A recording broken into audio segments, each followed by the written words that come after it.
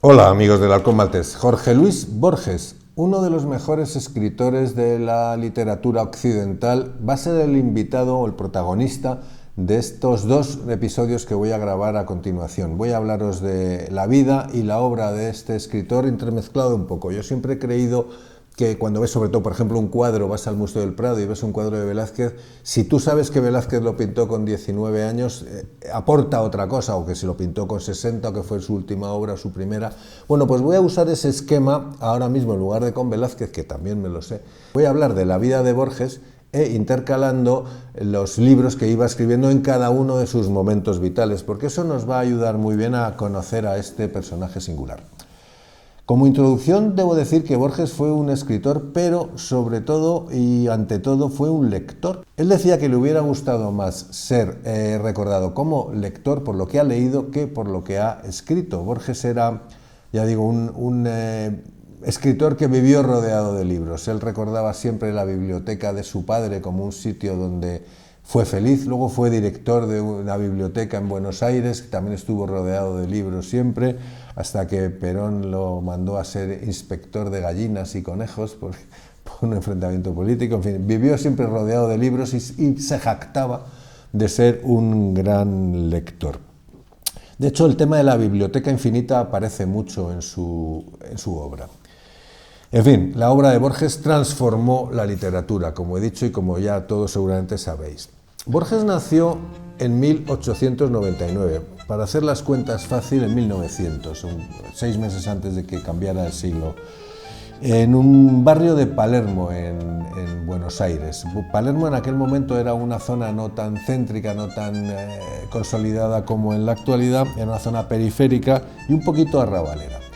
Era hijo de un hombre, bueno, pues con buena posición económica, con una gran biblioteca y culto.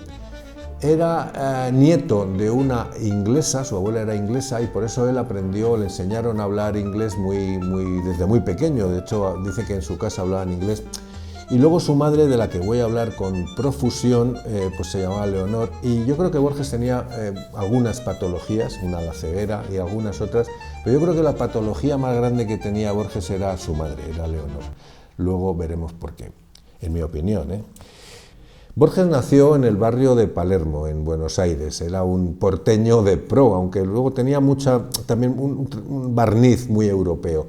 Palermo en aquel momento no era la zona céntrica que es hoy, era una zona periférica y medio arrabalera de Buenos Aires. Estaban los cuchilleros, los compadritos, los patios estos porteños que luego Borges pues recrearía tanto en su obra poética como en su obra en prosa. Como decía, el padre de Borges era abogado, era profesor y tenía una enfermedad en los ojos que Borges tristemente heredó. Se estaba quedando ciego, muy joven. Y como tenía dinero y posibilidad, le habían hablado de un médico en Ginebra, en Suiza, que podía tratar su enfermedad y allí se desplazó toda la familia. El joven Jorge Luis, o Giorgi, como le llamaba sobre todo su madre, Giorgi, viajaron a Ginebra y aquello fue, con un Borges adolescente, pues todo un descubrimiento. Tengo que decir que Ginebra es uno de los sitios más bonitos del mundo que yo conozco. No me gusta decir esto porque no quiero que se ponga de moda y se llene de gente, pero Ginebra y Lausanne en Suiza son unos sitios fantásticos para vivir y para retirarse. De hecho, en Lausanne, aparte de estar enterrado Borges, se retiró allí Freddie Mercury, se retiró también Audrey Hepburn, Charles Chaplin, David Bowie vivió allí mucho tiempo, en fin, gente que puede elegir dónde ir, se va para allá silenciosamente. Borges, como digo, va a Ginebra, él habla bien inglés, allí aprende a hablar bien francés. Respecto al inglés, él tenía una teoría que a mucha gente le molesta, pero yo creo que es cierta. Él decía que léxicamente el inglés era un idioma mucho más rico que el español, porque tenía dos raíces. Cada palabra en inglés tenía dos raíces, una raíz, digamos, sajona o anglo, o de origen anglosajón, y otra raíz latina. Por ejemplo, la palabra libertad se puede decir en inglés freedom, como la raíz anglosajona, o liberty. Por ejemplo, la palabra real se puede decir kingly, raíz anglosajona, o royal, raíz latina, y así todas. Empezar se puede decir begin o commence. Tienen además, o la que más me gusta a mí es soledad, te puedes decir loneliness o solitude. tienen un matiz distinto. Loneliness, por ejemplo, es una soledad pues mala, una soledad impuesta, una soledad tal, y Solitude es una soledad elegida, una tranquila soledad. Tienen esos matices todas las palabras inglesas y por eso tienen, de hecho el diccionario de Oxford tiene como el doble o el triple de entradas que el diccionario de la Real Academia Española. Yo sé que mucha gente, siempre que digo esto, se me enfadan pensando, no, porque el español es más rico. No pasa nada, son idiomas perfectamente estupendos los dos. Pero bueno, eso sostenía Borges, que ya digo que era un gran conocedor del inglés y de toda la literatura, digamos, nórdica europea. Bueno, como decía, en 1914 Borges va a Ginebra, él tiene 15 años y aprende también, además de francés, aprende alemán y se convierte de ser un pequeño provinciano porteño, argentino, se convierte en un personaje cosmopolita, se deslumbra mucho por Europa y empieza a coquetear con la poesía ultraísta. Él ya escribía poesía y se hace un poeta ultraísta. Viaja a Madrid y en Madrid conoce a mucha gente, tiene muchos amigos españoles, de lo que luego se convirtió en la generación del 27. Por ejemplo, tiene a Rafael Cansino Sansens, una de las figuras más importantes para Borges en esos años. Le admiraba profundamente y lo veía como una especie de maestro espiritual. Cansinos dirigía tertulias de poetas ultraístas en Madrid y Borges llegó a decir de él que era el hombre más admirable que había conocido. Borges, que era un gran insultador, insultaba muy bien, luego os diré algunos insultos de Borges buenísimos, pero también sabía elogiar a gente. Y de Cansinos dijo esto: también conoció a Ramón Gómez de la Serra, asistía en Madrid a las tertulias del Café Pombo. Gómez de la Serna era un personaje extravagante que también cautivó a Borges. Conoció a Gerardo Diego, a Juan Ramón Jiménez, que llegó a tratarlo brevemente, aunque admiraba su talento. Y luego ya pues con el tiempo ironizaría un poco sobre el perfeccionismo extremo y el narcisismo literario de Juan Ramón. Ya digo que enseguida que podía pues soltaba una puya porque le gustaba. Valle Inclán también lo trató Borges, lo vio y lo escuchó en tertulias y le fascinaba la figura legendaria de Valle Inclán. Era casi un personaje con la barba larga, delgado, el brazo perdido y el aire de personaje salido de una de sus propias obras. Así está hasta 1921, que vuelve a Argentina y todavía no había publicado ningún libro. Había empezado a construir su reputación dentro de los círculos ultraístas poéticos españoles, con poemas, con manifiestos, con colaboraciones en revistas vanguardistas, pero no es hasta 1921, cuando Borges tiene 22 años, cuando escribe su primer libro de poesías. Se llama Fervor de Buenos Aires. Es un libro que se autopublica. Yo siempre recomiendo a todo el mundo que no se autoediten. Todo el mundo queremos editar, queremos que nos publiquen, queremos ver nuestro libro en las librerías y mucha gente no puede soportar que eso no ocurra y se autoeditan. Yo creo que es algo que no se debe hacer, aunque Borges lo hizo. Pidió dinero prestado a sus familiares y editó 300 ejemplares de este libro de poesías llamado Fervor de Buenos Aires. Como podéis imaginar, pues es un libro que habla de su ciudad natal, de la ciudad que recupera, en la que se encuentra cuando vuelve de Europa, de Ginebra, de Madrid. Le cautiva Buenos Aires. Muchos poemas casi parecen pensamientos o escenas detenidas, una calle al anochecer, un patio vacío, una esquina, una verja. En fin, el Buenos Aires cotidiano lo convierte Borges en una poesía y aparecen ya en este libro de poemas. A mí, tengo que decir, si me permitís que hable de mí, el Borges poeta es el Borges que menos me interesa. Yo creo que Borges me lo llevaría a la pregunta tonta: ¿qué te le llevarías a una isla desierta? Pues yo me le llevaría seguramente ficciones o el informe de Brody de Borges, pero a mí el Borges poeta me interesa menos, me parece más rebuscado, me parece menos, no sé, me parece excesivamente porteño. Pero bueno, es una opinión, y las opiniones cada uno tenemos la nuestra y nos gustan. Bueno, como decía, en Fervor de Buenos Aires aparecen ya algunos de los temas recurrentes de Borges, algunas de sus obsesiones, y me atrevería a decir, por ejemplo, el tiempo, los espejos, la memoria, los laberintos, los antepasados, la identidad, la sensación de irrealidad del mundo, la sensación de que la realidad es una convención y hay muchas realidades que coexisten. Durante los años 20 y 30, que Borges tiene, pues eso, 20 y 30 años en Buenos Aires, sobrevive como un escritor secreto prácticamente. Publica en revistas literarias, participa en tertulias, sobrevive, bueno, aparte por las rentas familiares, con trabajos menores, y tiene varios amigos que le influyen mucho, de los cuales voy a hablar ahora. El primero es Macedonio Fernández. Macedonio Fernández era un personaje, un escritor al que Borges admiraba profundamente. Borges llegó a decir que era el hombre más extraordinario que había conocido, y también dijo de él: no es un escritor comparable a otros escritores, es comparable a toda la literatura. De hecho, muchos de los temas que Borges trata luego en sus cuentos, en sus obras, estaban ya en Macedonio Fernández. Sobre todo, como buen argentino, era un buen conversador. Tenían unas tertulias interminables y unas charlas interminables con Borges, en las que trataba de todo. Trataba de los temas de la literatura, pero con un tinte muy filosófico, del infinito, del tiempo, de la memoria, del recuerdo, de la realidad o de la irrealidad, o de del destino, todo este tipo de cosas. Imaginaros, dos argentinos con la locuacidad que les caracteriza y la inteligencia y la sabiduría de Macedonio y sobre todo de Borges, hablando de estos temas. Borges dijo también de una frase muy famosa. Dijo: yo he inventado pocos argumentos, casi todos estaban ya en Macedonio.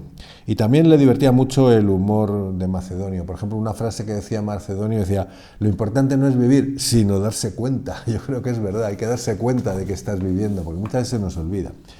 Macedonio enseñó a Borges que la literatura podía ser un juego intelectual. Sobre todo, eso se ve mucho en Borges. No solamente el estilo depurado, la trama tal, sino es un juego intelectual, muchas veces muy filosófico. Y también le enseñó que un cuento no tenía por qué parecerse a la realidad, sino a un sueño más bien, sino a un experimento mental. Sin Macedonio Fernández, posiblemente Borges no sería el que hoy conocemos. Otro amigo de Borges, un amigo muy querido, era Bioy Casares, Adolfo Bioy Casares. Cuando se conocen, Borges tiene 30 y tantos años y Bioy es un jovencito de 17 o 18. Frecuentan a las Ocampo, a Victoria Ocampo y a Silvina Ocampo, y terminan haciéndose todos pues inseparables. Cenan juntos casi todas las noches, y Borges llega a escribir con Bioy Casares algunos libros conjuntamente, bajo un seudónimo, se llamaba Bustos Domecq, el seudónimo. Las conversaciones podían durar, no iba a decir horas, no, podían durar décadas, las conversaciones que tenía con Bioy. Borges al principio, cuando lo conoció, vio a aquel chico de 18 años, elegante y rico, que iba a ser superficial, pero en cuanto empezaron a hablar de literatura inglesa y de fantasía, ya digo, se hicieron absolutamente inseparables. Bioy dijo de Borges luego que con Borges aprendí a pensar, cosa que está muy bien, porque los cuentos de Borges, siendo fantásticos, siendo argumentos fantásticos, enseñan a pensar, cosa que está muy bien.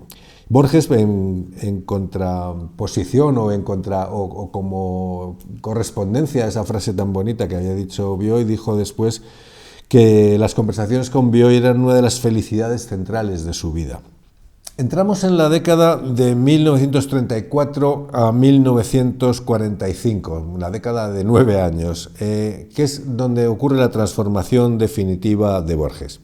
Pasa de ser un ensayista o un poeta relativamente minoritario a convertirse en el gran inventor de la literatura borgiana que hoy conocemos. Sus años de pobreza relativa, trabajo rutinario y obsesión literaria dan lugar a la creación de obras maestras. Durante esos años trabaja como empleado en la biblioteca municipal del barrio de Almagro, siempre, ya digo, rodeado de libros, y aparece una de las imágenes más persistentes en la obra de Borges, la biblioteca infinita.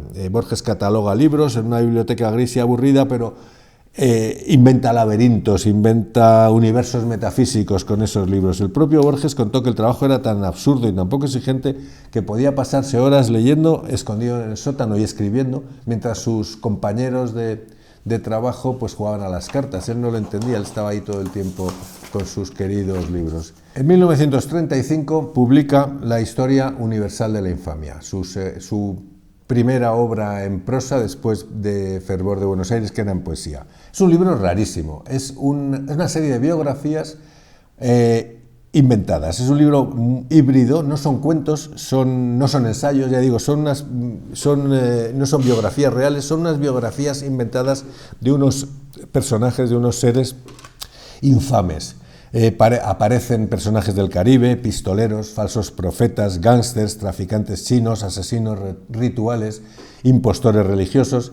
Y lo importante no es, por supuesto, la fidelidad histórica, todo lo contrario, lo importante es el estilo. Borges ya empieza a ese estilo depurado que le caracterizaba, porque todas sus obras son cortas, pero están muy destiladas. Él, de hecho, decía que él publicaba para dejar de corregir, porque estaba siempre corrigiendo sus manuscritos. Es un libro muy barroco. Él mismo se arrepintió de alguna manera de este libro, diciendo que está lleno de barroquismos inútiles y de placer puramente verbal. El libro de alguna forma pues fue un juego. Estaba descubriendo su estilo de prosista, y hacía literatura mezclando erudición, humor, citas, historia, invención y falsificación. Es un libro muy laberíntico. Uno de los relatos más famosos es el atroz redentor Lazarus Morel, un falso rescatador de esclavos negros. Es un delincuente real, este sí fue real, en Estados Unidos, el personaje fue real, la historia pues está mezclada entre realidad y ficción, que organizaba una estafa monstruosa con esclavos, algo parecido a toda esta gente desaprensiva que vive de los pobres inmigrantes que cruzan en pateras que les cobran fortunas. En fin, bueno. Después de esta obra, 10 años después de publicar esta obra, publica Borges lo que yo creo que es su obra maestra, o una de sus obras maestras. Se llama Ficciones, está escrito en 1944 y es probablemente el libro más importante, como digo, de Borges y más influyente. Ficciones se amplió en 1956, es decir, 12 años después de la primera edición, de alguna forma lo complementa o lo amplía. No es una novela, no es un libro largo, es un libro bastante cortito, y son cuentos muy breves, pero dentro de esos cuentos habla del infinito, habla del tiempo, habla de los sueños, de la identidad, como siempre, de las bibliotecas eternas, realidades paralelas, libros imaginarios, en fin. Muchos escritores han dicho que leer ficciones por primera vez produce la sensación física de descubrimiento. Yo creo que eso me pasó a mí cuando yo leí este libro. Tendría yo 20 años o por ahí, era como ¿qué estoy descubriendo aquí? Así que a todos los que no conozcáis a Borges o este libro en concreto, tengo que deciros que sois muy afortunados, porque cuando lo descubráis vais a tener una especie de epifanía, vais a ver cómo, vais a tener la sensación que estáis descubriendo algo muy bueno. El libro está dividido en dos partes. Por un lado está el jardín de los senderos que se bifurcan, que ya es el título, es maravilloso, y por otro lado la segunda parte se llama Artificios. Los relatos que contiene pues, son legendarios, han pasado a la historia. Por ejemplo, Clon Uqbar Orbis Tertius, que es un grupo secreto de intelectuales que inventa un mundo ficticio tan detallado que termina invadiendo realidades verdaderas. Es una especie de enciclopedia que aparece, que cuenta pues, cómo era ese mundo tan extraño. Uno de mis favoritos y de mucha gente, que es la Biblioteca de Babel, el universo entero es una biblioteca infinita que contiene todos los libros, los verdaderos, los falsos, los que cuentan tu vida, los que la contradicen, los que cuentan lo que ha pasado y lo que va a pasar y lo cuentan de 1000 maneras diferentes, en fin, millones de libros absurdos. Este está en la Biblioteca de Babel, es un cuento maravilloso. Hay otro cuento que se llama Funes el Memorioso, que es un hombre que recuerda absolutamente todo, cada hoja, cada nube, cada instante, y por esa acumulación de memoria es incapaz de pensar. A veces como decía alguien que yo conocí, la memoria es la inteligencia de los tontos, y puede ser que en este cuento de alguna manera diga lo mismo. Otro cuento que sale en este libro se llama Las ruinas circulares, que un hombre que sueña a otro hombre y luego descubre que él mismo también es el sueño de alguien.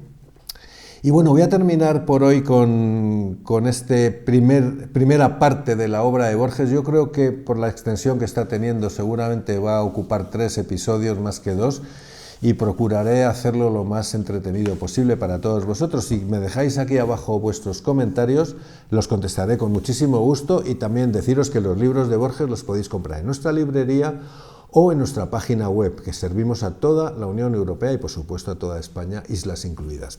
En el Halcón Maltés, hasta el próximo capítulo, que hablaré del Borges ya más maduro. Os espero a todos.